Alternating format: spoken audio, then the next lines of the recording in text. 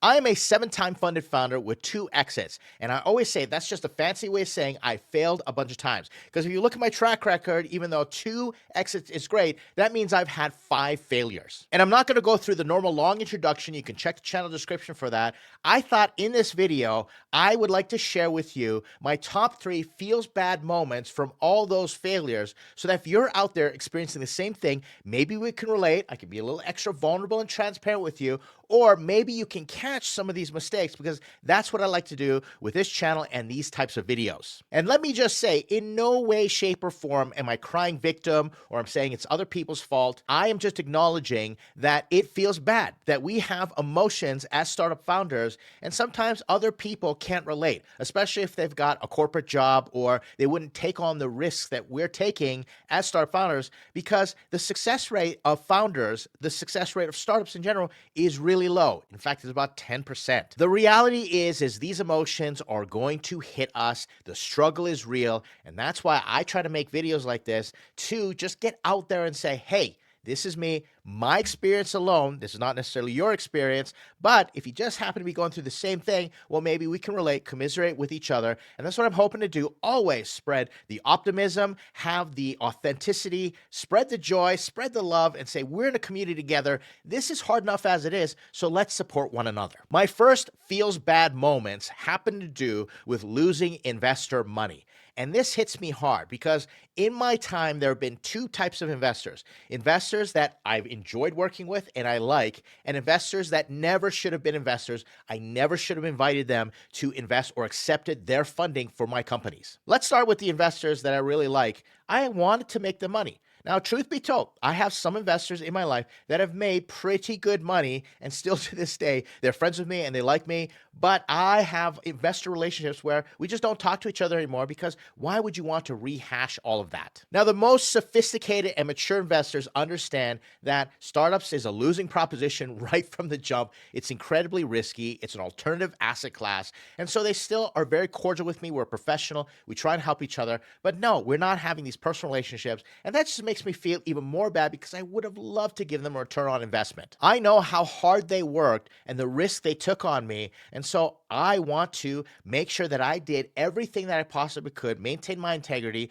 and operate my startup in a way that they would say, you know what, even if we lost the money, I'm glad we did it. And for the most part, I managed to pull it off, except there are some ventures that had catastrophic failures. And these are the second type of investors. And it's the tale of caution that I have for all of you. Some investors gave me money, invested money with me, with funds that they could not afford to lose. And that's the number one thing that I learned way too late. Never take money from an investor that can't afford to lose that money. And I've had investors threaten physical violence. I've had investors contact me on an annual basis, wish nothing but horrible things for me, tell me I should be in jail. Yeah, it's happened, and it sucks, because every single time it opens up those old wounds, and even if you've reconciled it and you moved on, it still stings because you're reminded of the truth, and it's a truth that I have to take responsibility for.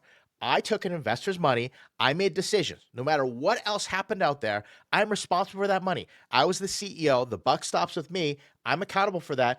And I failed, and they lost their money. Now, I can say that with a straight face without breaking down in tears. And I've got hours and hours. I got the receipts for therapy to talk about how I managed to work through those things with some very loving people. But the truth still hurts, because it's still the truth. So the lesson here is pick your investors very carefully. And that's why from this point on, I hope to never have to work with another investor again. If anything, I just want to help with an angel syndicate and introduce you founders out to other investors. But being in that position, that pressure cooker of being responsible for the money, a lot of feel bad moments, and I don't want to go back there. Once again, I know it's really tempting to say, oh, investors are going to give me money, and there's so many things I'm going to do with it, and I'm pretty sure I'm going to be successful. But I always say, hope for the best, plan for the worst.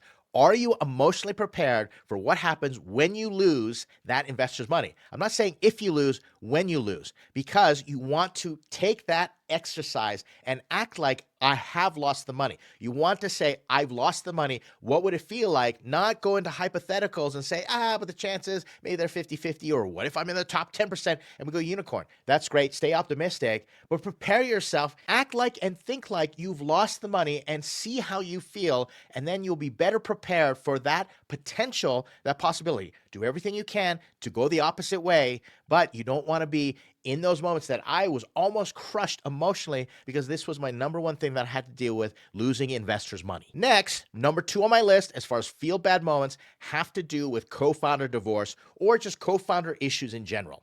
And I want to start by saying I've had some fantastic co-founders in my day. Just as I've had fantastic investors, I had one technical co-founder to this day, Nick, I'm talking about you. If he came to me and he said, Ed, I want to join your startup and I want 50% of that company, I would say, okay, let's put you on a vesting schedule and a cliff. You earned it, because I enjoyed working with him so much that I would give him half of any company, no matter when he stepped into play. That's what a great co-founder will do. They'll give you that emotional capacity. They'll be a partner with you. They'll inspire you, and they'll cover off your weaknesses, and they'll have your back. So kudos to all of you. If you're a great co-founder or you got great co-founders, make sure you appreciate them. But then there's the flip side, and I've had some crazy co-founders. And what really stings me is that I've made the same mistakes over and over again with certain types of co-founders, and that has to do with my own psychological dysfunction, my own pathology, my own developmental trauma, whatever you want to talk about it, my attachment styles, all that good stuff.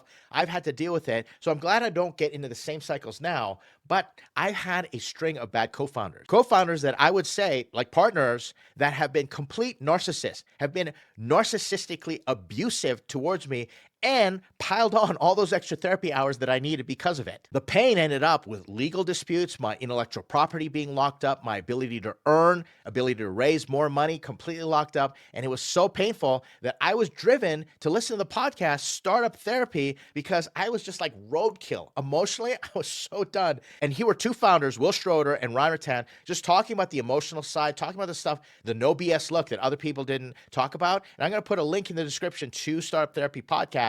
It was such a refreshing thing to hear that I went and joined startups.com, and here we are. I'm now the chief strategy officer. I'm the creator in residence there. The rest is history, but I pretty much got to the lowest point emotionally because of what I went through with those co-founders. So how you avoid this is you make sure that before someone becomes a co-founder, you go through that courtship process, especially doing projects, and you find out how everybody goes through tough times together. When you work on a project, at least you get a little bit of a taste, and then you start to go through those rough times, because every startup is going to go through that. Startups are infinitely harder than any business, any partnership that you're going to undergo, maybe outside of marriage. But we're talking about business here. You want to make sure that you see everything. You check all the flags. You figure out how they operated and are they bringing the goods. It doesn't have to necessarily be half the work, but half the ownership, half the emotional capacity, or whatever is commensurate to the level of ownership that you're going to be giving them. This means that if you're only incentivizing them with 30% of ownership, well, be prepared for them to only put in 30% ownership. You can't say, I'm going to give you 30% of the company, but I expect you to act like you own 50% of the company or even more than that. That's not going to work. So the whole point is manage your expectations with your co-founders and go through the hard conversations. Work with them, talk to them, have real critical conversations that maybe you two are avoiding. Get help from an external mediator or somebody if these issues start to occur, and say, we're going to sit down, we're going to mash this out like any important relationship. Because you have to remember, investors want you to go the distance, and it takes 10 years for you to get to the point where your startup is probably going to be ready for an exit or some type of acquisition. You're going to go public. And 10 years is longer than most marriages last. So you can imagine the pressure that happens, especially if you take VC money, and that pressure, man, it is such a cooker. It just boils and boils and boils to the point where it blows up. And if you haven't got that foundation of that relationship, bad things will happen. Outside of not getting product market fit, running out of money, co-founder issues is the number one thing that blows up startups, especially after product market fit. I know many startups that got to product market fit. Yay, we did it. Like, things are going crazy. It's theirs to lose. Well, guess what? They do lose because of co-founder divorces. You want to avoid that and heed my words. Let me know if you have more questions about that. More than happy to have a therapy session with you. I'm here for you when it comes to co-founders. The last one has to do with terrible exit terms. And this might be a little abstract, but it's something for all of you founders to consider, especially if you're grinding away and you're trying to get to that unicorn status, or you get to the fortunate place where you can get exits. A lot of founders don't understand that it's not someone comes up to you and says, here's a suitcase of money, see you later, give me the keys. And it's like selling your car to another owner where you just sign the title away. There's typically an earn out period. And this has been one of the most painful things that I've had to go through. Now, let me talk about the positive side of it. I've had an acquisition occur where they came in and they bought my company, but it was an acqui-hire. So they gave me a pile of cash. I was able to write a generous return check to the investors. They were happy. Everybody got their money. I paid off a ton of debt. I had a bunch of money in the bank. It was great. And then I got a nice cushy job and I went to go work for the company as they were buying all these other companies up. And it was swanky. I got a nice big office. They built this whole building for us. It was fantastic. But that is so rare for something to work out and just be buttoned up because they were very motivated. And the negotiation, the due diligence, I'm going to just confess and say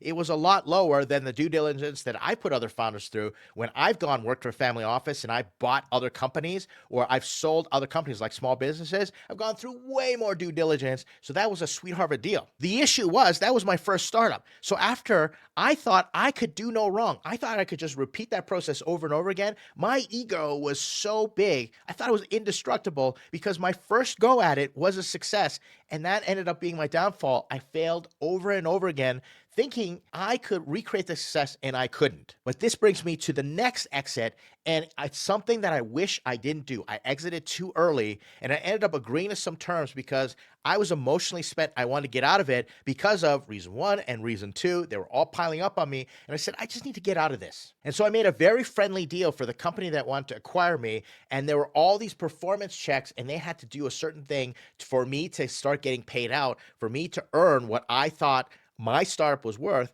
and the number was there. And if it all came in one big check, man, I would be so comfortable right now. I'd be out there writing checks to all of you out there as your angel investor. But it didn't happen that way. The money kept coming out little by little, and I'm still wrestling with the earnout, trying to squeeze it for all it's worth. And it has literally been, wait for it, 8 years later. And some of you founders out there that might have exited or you've heard, you're like, I only did an earnout for maybe a year or 2 years if I stuck around. 8 years, Ed, you're crazy. Yeah, that's what caused me all the feel bad moments. And it reminds me of the mistakes that I made even to today. So if you're ever in that fortunate position to exit, you want to make sure that you're exiting with a position of strength, that they need you more than you need them. And so you can get terms. And if you can, get shorter terms and take less money so you can relieve yourself of the burden of it hanging around because you go through these emotions like grieving and you have to figure out how am I going to transition my life. It's a weird feeling to exit a company.